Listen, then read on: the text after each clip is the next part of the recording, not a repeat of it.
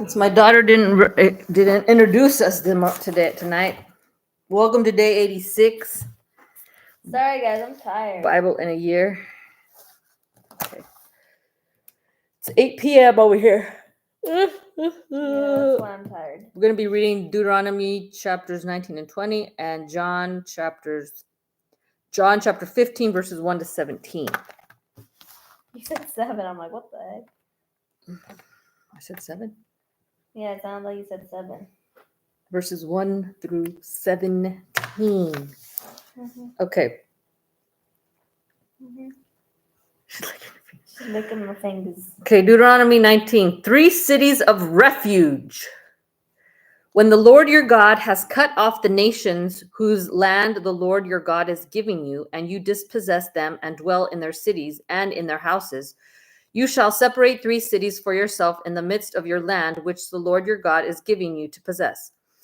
You shall prepare roads for yourself and divide into 3 parts the territory of your land, which the Lord your God is giving you to inherit, that any manslayer may flee there. And this is the case of the manslayer who flees there, that he may live.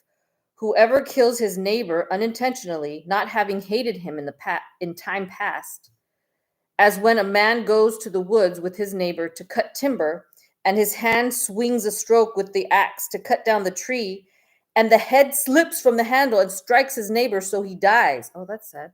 He shall flee to one of these cities and live, lest the avenger of blood, while his anger is hot, pursue the manslayer and overtake him, because the way is long, and kill him, though he was not deserving of death, since he had not hated the victim in time past.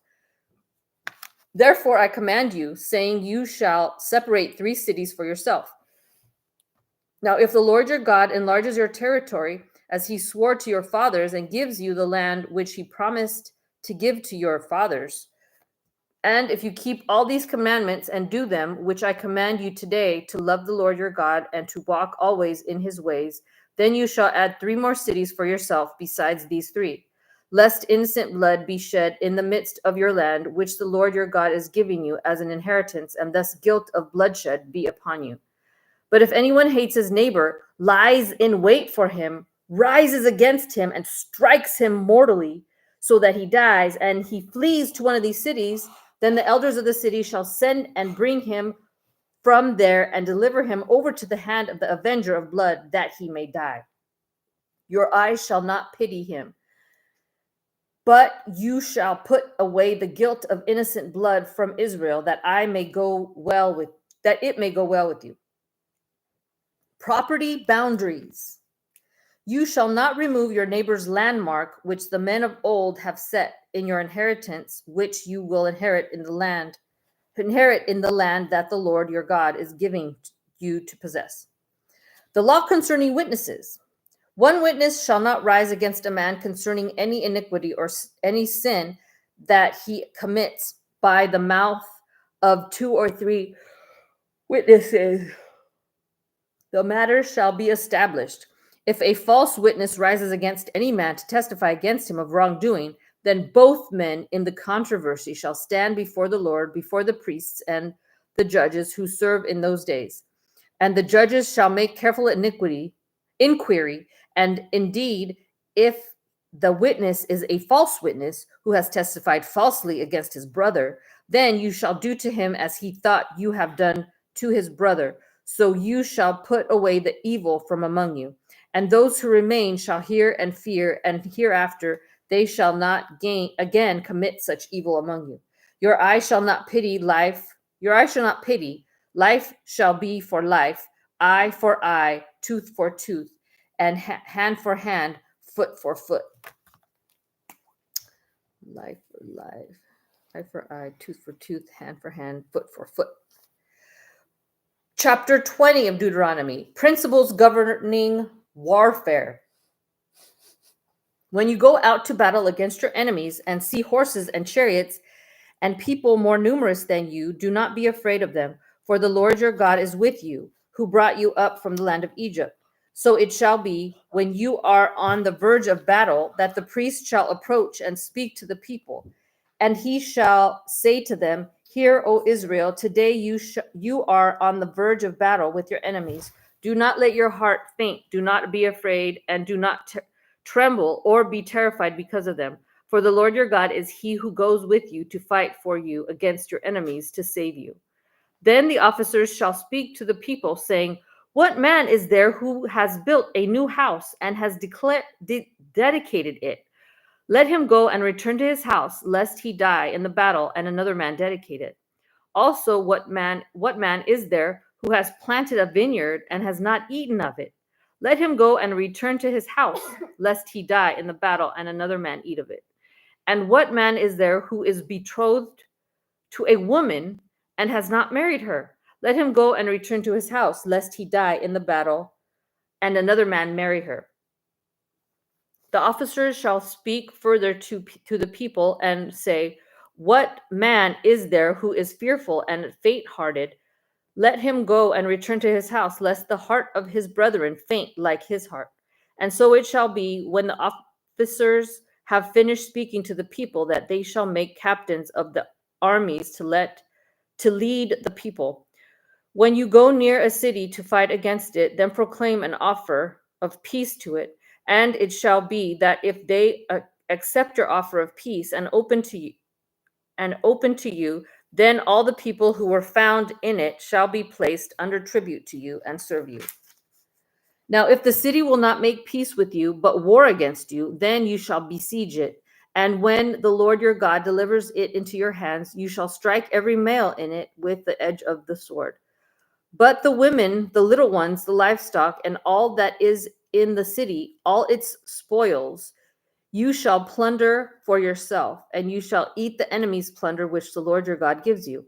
Thus you shall do to all the cities which are very far from you, which are not of the cities of these cities, but of the cities of these people which the Lord your God gives you as an inheritance. You shall let nothing that breathes remain alive, but you shall utterly destroy them, the Hittite, the Amorite, and the Canaanite, and the Perizzite, and the Hivite, and the Jebusite, just as the Lord your God has commanded you, lest they teach you to do according to all their abominations which they have done for their gods, and you sin against the Lord your God. When you besiege a city for a long time while making war against it to take it, you shall not destroy its trees by wielding an axe against them. If you can eat of them, do not cut them down to use in the siege. For the tree of the field is man's food. Only the trees which you know are not trees for food, you may destroy and cut down to build siege works against the city and makes war with you until it is subdued. John 15, verses 1 to 17. The true vine. Okay, these are all red letters. So this is all what Jesus was saying. I am the true vine, and my Father is the vine dresser. Every branch in me that does not bear fruit, he takes away, and every branch that bears fruit, he prunes, that it may bear more fruit.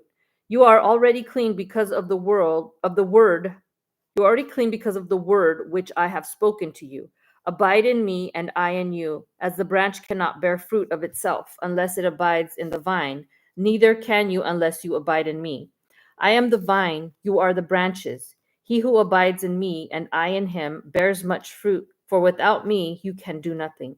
If anyone does not abide in me, he is cast out as a branch and is withered, and they gather them and throw them into the fire, and they are burned. If you abide in me and my words abide in you, you will ask what you desire, and it shall be done for you. By this, my Father is glorified, that you bear much fruit, so you will be my disciples. Love and joy perfected. As the Father loved me, I also have loved you. Abide in my love. If you keep my commandments, you will abide in my love, just as I have kept my Father's commandments and abide in his love. These things I have spoken to you, that my joy may remain in you, and that your joy may be full. This is my commandment, that you love one another as I have loved you. Greater love has no one than this, than to lay down one's life for his friends. You are my friends if you do whatever I command you. No longer do I call you servants, for a servant does not know what his master is doing, but I have called you friends. For all things that I heard from my Father I have made known to you. You did not choose me, but I chose you and appointed you that you should go and bear fruit, and that your fruit should remain, that whatever you ask the Father in my name, he may give you. These things I command you, that you love one another. He commands that you love one another. Mm-hmm. Okay, guys, that's end of day 86. We'll see you tomorrow for day 87. God bless. Good night. Bless you guys.